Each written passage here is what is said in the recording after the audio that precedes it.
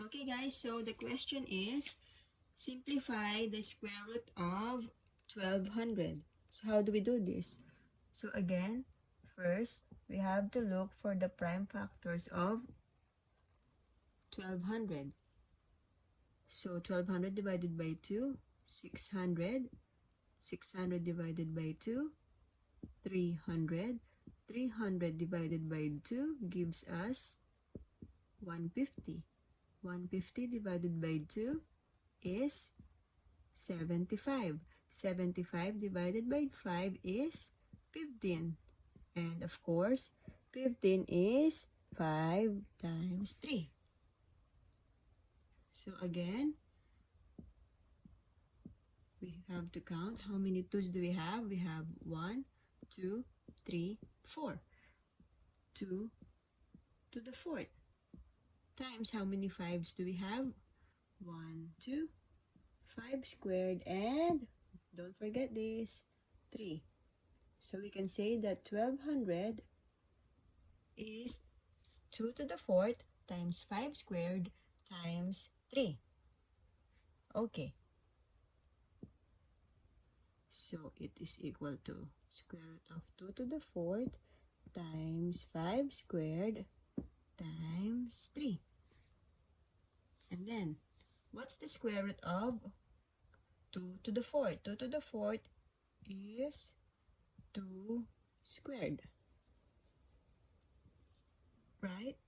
So this will be gone. What's the square root of 5 squared? That is 5. So that's gonna be gone as well inside the radical symbol. What's left is 3. Okay, so simplifying this is equal to, what is 2 squared? 2 squared is 4 times 5 square root of 3. So what's 4 times 5? 4 times 5 is 20. And then square root of 3. So this is the simplified form of square root of 1200. 20 square root of 3.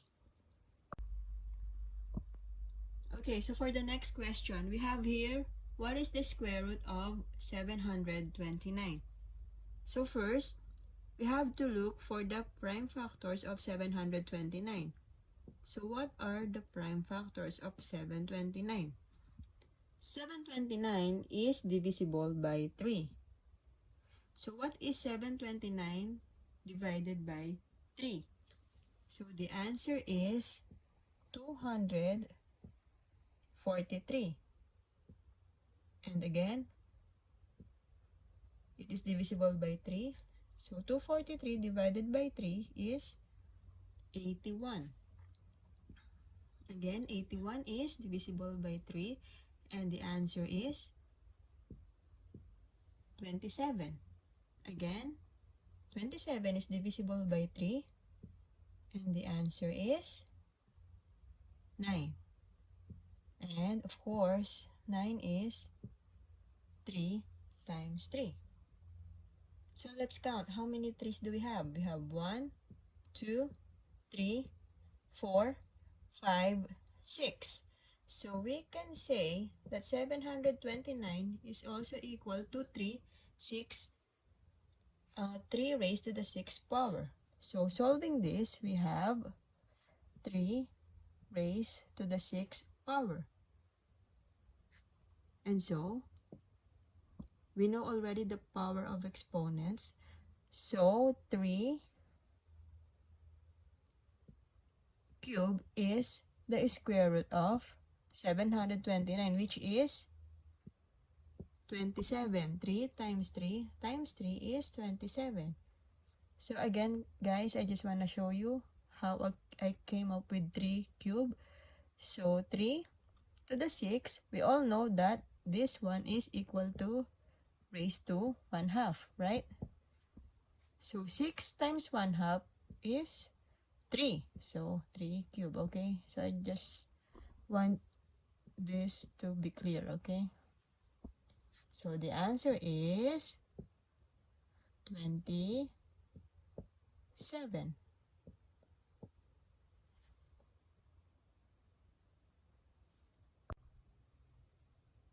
Hi guys, so let's have more examples of simplifying radicals. So we have here, what is the square root of 512? So how do we start doing that? So first, we have to know what are the prime factors of 512. So what are those? So we try. So we know that 512 is divisible by 2, right? So what is 512 divided by 2? It is 256. Again, even number. We know that it is divisible again by 2. So what's 256 divided by 2? So it is 128, right? Again, 128 is, because of the 8, it's divisible by 2 again. So what's 128 divided by 2? It is 64, right? Again, by dividing it by 2, 64 divided by 2 will give us 32. Again, by dividing this by 2, this will give us 16, right? Again, by 2, it will give us 8. And then by 2 again, will give us 4. And we all know that 4 is 2 times 2, right? And now, we count how many 2's we have, like all of this. So these are the prime factors of 512. So we have 1, 2, 3, 4, 5, 6, 7, 8, 9.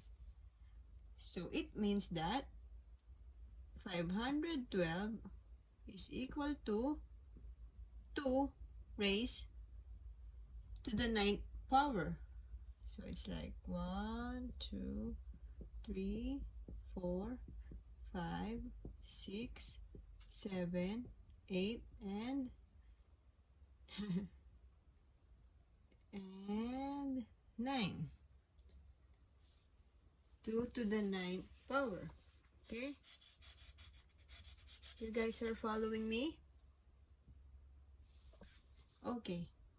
So going back to the question, 512 can also be written as the square root of 2 to the 9th power, right? And then, we all know from the exponent, from the power, law of exponent of a power, 2 to the 9th power can also be written as 2 to the 8 times 2. And so, what is the square root of 2 to the 8th power? The square root of that is 2 to the 4th, and this is the only thing that's gonna be in here now. 2 raised to the 4th, square root of 2. So what is 2 to the 4th? 2 to the 4th is 2 times 2 times 2 times 2 is equal to 16. Square root of 2. So this is the simplified answer for the question, what is the square root of 512?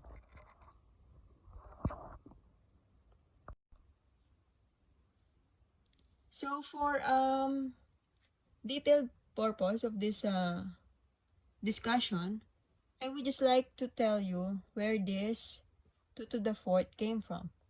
From 2 to the 8th, so let's go here, okay? 2 to the 8th. we all know that in the power law of exponent, a raised to n over m is equal to m root of a raised to the n. So this means that when we don't see that index number there, it means square root, right? So it means 2 to the 8 times 1 over 2. So what's 8 times 1/2? It's 2 to the 4th, okay? So I would just like to show you where did it come from, okay? So this is the explanation why. So next question, what is the square root of 1000? So first, we have to again find the prime factors of 1000. So what are those? So 1000 is divisible by 2. And the answer is 500. Again, 500 is divisible by 2. The answer is 250. And again, it's divisible by 2. So it's 125. Now, 125 is divisible by 5. So 125 divided by 5 is equal to 25. And of course, 25 is 5 times 5.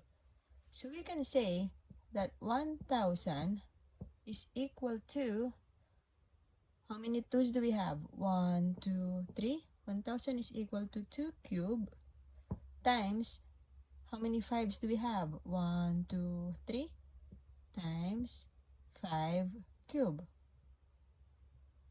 Okay.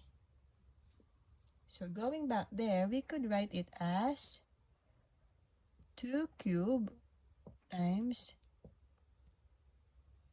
5 cube. And again, by the law of exponents, from the power law of exponents, 2 cube. So again, long method muna tayo. So everything will be clear. 2 squared times 2 times 5 squared times 5. Because 2 plus 1 is 3 and 2 plus 1 is 3. Right? So what's the square root of this one? That's 2. Right? So makakancel na yan, mawawala na siya. And this one too, what's the square root of 5 squared? That is 5. So lalabas na siya. Mawawala na rin yan. So what's left inside the radical symbol is 2 and 5. So what's 2 times 5? 2 times 5 is equal to 10.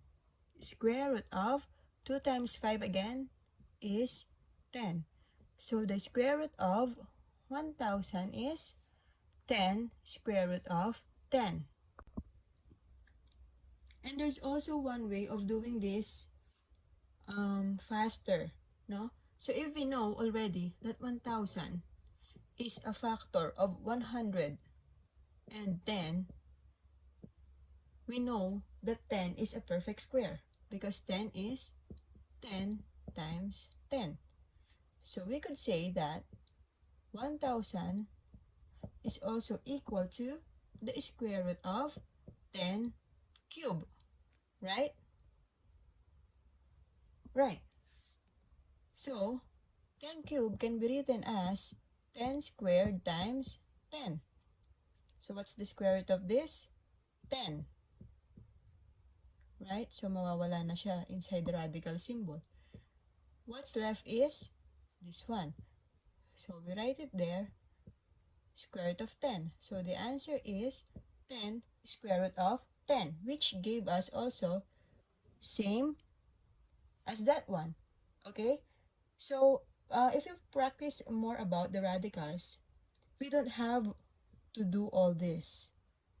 We could just do this and it will give us more time to answer more questions about radical because this is a faster way of doing it. Next question is, what's the square root of 625. So again, getting the prime factors is of 625. 625 is divisible by 5. So what's 625 divided by 5? It's 125.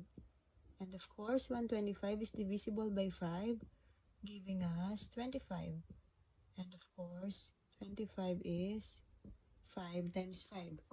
So we can also say that the square root of 625 is 5 raised to 1, 2, 3, 4.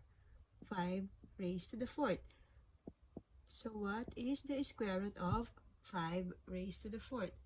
That is 5 squared or 25. So the answer is 25. So again, 5 to the 4th times 1/2 is equal to 5 squared. The answer is 25. Okay, next question. What is the square root of 832? So of course, we all know that this number is divisible by 2. So what's 832 divided by 2? It's 416. Of course, we know this is divisible by 2. So this is 208. Again, we know that's divisible by 2. So that gives us 104. 104 divided by 2 gives us 52. 52 divided by 2 gives us 26. 26 divided by 2 gives us 13. So 832 is equal to 1, 2, 3, 4, 5, 6. 2 raised to 6 times 13. Because 13 is a prime number. So, wala nang factor yung 13. So, 832 can be written as 2 to the 6 times 13. What's the square root of 2 to the 6? 2 to the 6 is equal to 2 cubed. So, it's gonna be gone inside the radical sign. Does 13 have a square root? Like perfect square? No. So, it stays inside the radical symbol. So, what's 2 cubed? 2 cubed is 8. And then, just copy that. The answer is 8 square root of 13. Okay, so next question is, what is the square root of 924? So again, we have to get the prime factors of 924. So obviously, we know this is divisible by 2. So 924 divided by 2 is equal to 462. Of course, we know that that's again divisible by 2, giving us 231. So 231 is divisible by 3.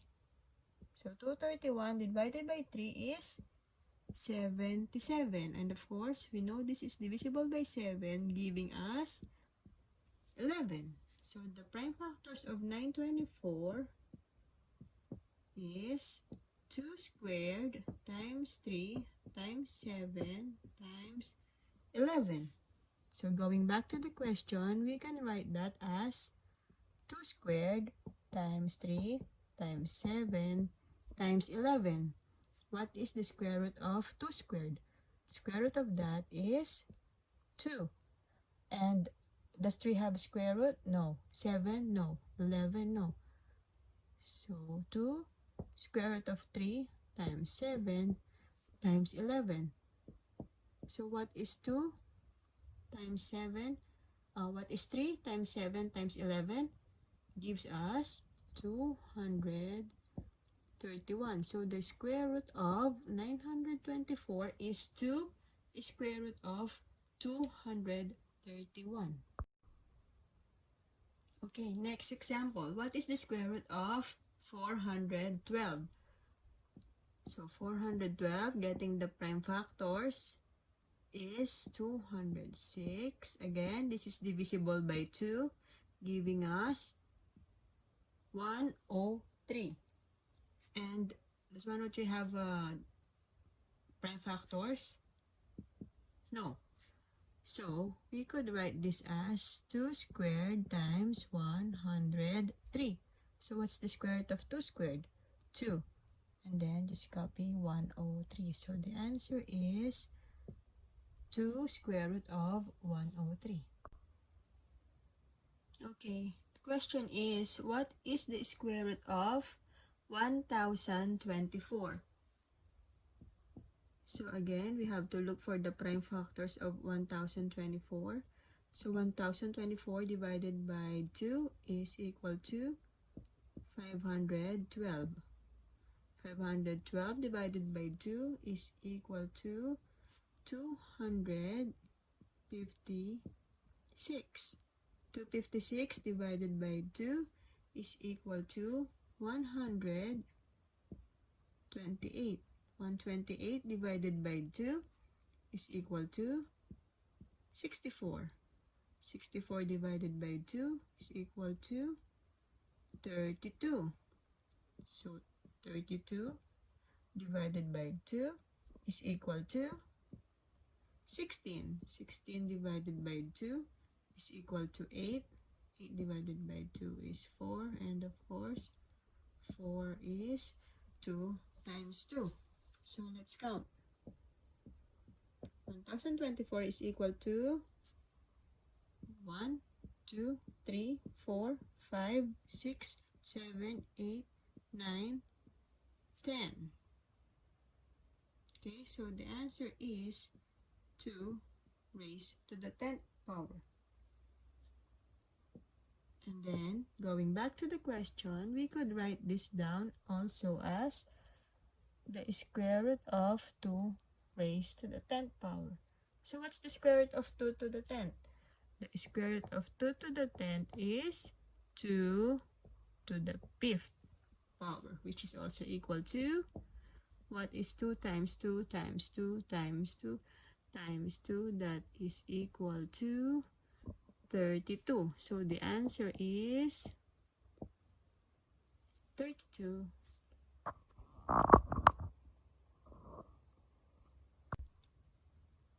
And the next question, we are asked to solve the square root of 3200. So again, by getting the prime factors of 3200, we have 3200 divided by 2 is equal to 1600.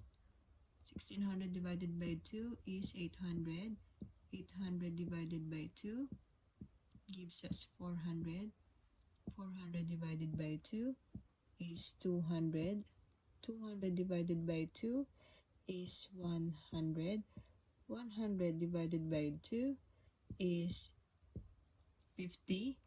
And 50 divided by 2 is 25. And 25 is 5 times 5. So 3,200 is also 2, 1, 2, 3, 4, 5, 6, 7, 2 to the 7th times 5 squared. Okay? Now, we write this here. So 3200 can also be written as 2 to the 7th times 5 squared. So what's the square root of 2 to the 7th? So we have 2 cubed. And then what's the square root of that? That is 5 square root of. So we have 1 remaining 2 there.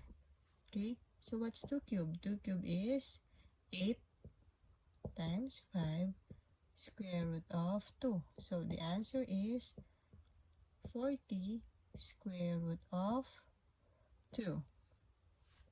So again, how did it happen?